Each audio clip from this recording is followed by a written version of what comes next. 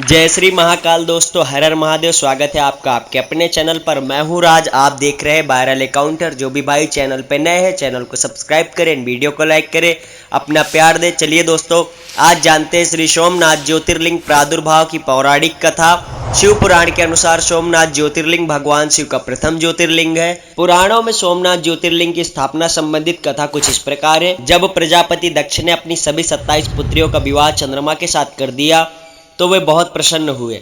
पत्नी के रूप में दक्ष कन्याओं को प्राप्त कर चंद्रमा बहुत सुशोभित हुए और दक्ष कन्याएं भी अपने स्वामी के रूप में चंद्रमा को प्राप्त कर सभी कन्याएं भी इस विवाह से प्रसन्न थी। चंद्रमा की उन 27 पत्नियों में रोहिणी उन्हें सबसे ज्यादा प्रिय थी, जिसको वो विशेष आदर तथा प्रेम किया करते थे। उनका इतना प्रेम अन्य पत्नियों से नहीं था। चंद्रमा की अपनी तरफ उदासीनता और उपेक्षा को देखकर रोहिणी के अलावा बाकी दक्ष पुत्रियां बहुत दुखी हुई। वे सभी अपने पिता दक्ष की शरण में गई और उनसे अपने कष्टों का वर्णन किया। अपनी पुत्रियों की व्यथा और चंद्रमा के दुर्व्यवहार को सुनकर दक्ष भी बड़े दुखी हुए। उन्होंने चंद्रमा से भेंट की और शांतिपूर्वक कहा, कलानिधि, तुमने निर्मल व पवित्र कुल में जन्म लिया है, फिर भी तुम अपनी पत्नियों के साथ भेदभावपूर्ण व्यवहार करते हो। तुम्हारे आश्रय में रहने वाली जितनी भी स्त्रियां हैं उनके प्रति तुम्हारे मन में प्रेम कम और अधिक ऐसा सौतेला व्यवहार क्यों है? तुम किसी को अधिक प्यार करते हो और किसी को कम प्यार देते हो, ऐसा क्यों करते हो? अब तक आपने जो व्यवहार किया है वो ठीक नहीं है, फिर अब आगे ऐसा दुर्व्यवहार तुम्हें नहीं करना चाहिए। जो व्यक्ति आत्मीय जनों के साथ विषमतापूर्ण व्यवहार करता है उसे नरक में जाना पड़ता है। इस प्रकार प्रजापति दक्ष ने अपने दामाद चंद्रमा को प्रेम पूर्वक समझाया और चंद्रमा में सुधार हो जाएगा ऐसा सोचकर प्रजापति दक्ष वापस लौट आए। इतना समझाने पर भी चंद्रमा ने अपने ससुर प्रजापति दक्ष की बात नहीं मानी। रोहिणी के प्रति अतिशय आसक्ति के कारण उन्होंने अपने कर्तव्य की अवहेलना की तथा अपने अन्य पत्नियों का भी कुछ ख्याल नहीं रखा और उन सभी से उदासीन रहे। दोबारा समाचार प्राप्त कर प्रजापति दक्ष बड़े दुखी हुए। वे पुनः चंद्रमा के पास आकर उन्हें उत्तम नीति के द्वारा समझाने लगे। दक्ष ने चंद्रमा से न्यायोचित वार्ताओं करने की प्रार्थना की।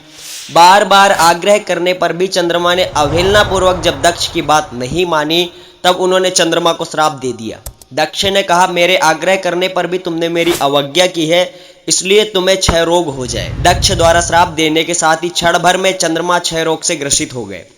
उनके क्षीण होते ही सर्वत्र हाहाकार मच गया। सभी देवगण तथा ऋषिगण भी चिंतित हो गए। परेशान चंद्रमा ने अपनी अवस्था तथा उसके कारणों की सूचना इंद्र आदि देवताओं तथा ऋषियों को भी दी। उसके बाद उनकी सहायता के लिए इंद्र आदि देवता तथा वशिष्ठ आदि ऋषिगण ब्रह्मा जी की शरण में गए। ब्रह्मा जी ने उनसे कहा कि जो घटना हो गई उसे भुगतना ही है, क्योंकि दक्ष के निश्चय को पलटा नहीं जा सकता है। उसके बाद ब्रह्मा जी ने उन देवताओं को एक उत्तम उपाय बताया। ब्रह्मा जी ने कहा, चंद्रमा देवताओं के साथ कल्याणकारक शुभ प्रभास क्षेत्र में चले जाए। वहां पर विधि पूर्वक शुभ मृत्युंजय मंत्र का अनुष्ठान करते हुए श्रद्धा पूर्वक भगवान शिव की आराधना करें। अपने सामने शिवलिंग की स्थापना करके प्रतिदिन कठोर तपस्या करें। इनकी आराधना और तपस्या से जब भगवान भोलेनाथ प्रसन्न हो जाएंगे तो वो उन्हें क्षय रोग से मुक्त कर देंगे। पितामह ब्रह्मा जी की आज्ञा को स्वीकार कर देवताओं और ऋषियों के संरक्षण में चंद्रमा देवमंडल सहित प्रभास क्षेत्र में पहुंच गए। वहां चंद्रदेव ने मृत्युंजय भगवान की अर्चना, वंदना और अनुष्ठान प्रारंभ किया। वे मृत्युंजय मंत्र का जप तथा भगवान शिव की उपासना में तल्लीन हो गए। ब्रह्मा की ही आज्ञा के अनुसार चंद्रमा ने 6 महीने तक निरंतर तपस्या की। 10 करोड़ मृत्युंजय मंत्र का जप तथा ध्यान करते हुए चंद्रमा स्थिर चित्त से वहां निरंतर खड़े रहे। उनकी तपस्या से भक्तवत्सल भगवान शंकर प्रसन्न हो गए। उन्होंने चंद्रमा से कहा, चंद्रदेव तुम्हारा कल्याण हो। भगवान शिव ने तपस्या से प्रसन्न होकर चंद्रदेव से वर मांगने के लिए कहा। इस पर चंद्रदेव ने वर मांगा कि हे भगवान, आप मुझे इस श्राप से मुक्त कर दीजिए।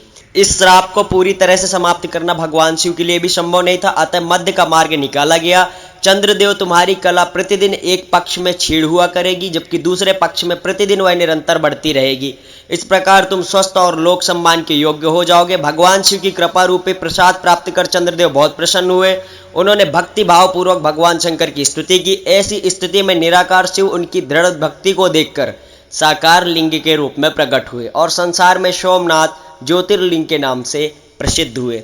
आशा करता हूँ आपको ये कथा अच्छी लगी होगी। अच्छी लगी हो तो चैनल को सब्सक्राइब करें, वीडियो को लाइक करें। मिलता हूँ अगली वीडियो में। जय श्री महाकाल, हर हर महादेव। अपना ख्याल रखें।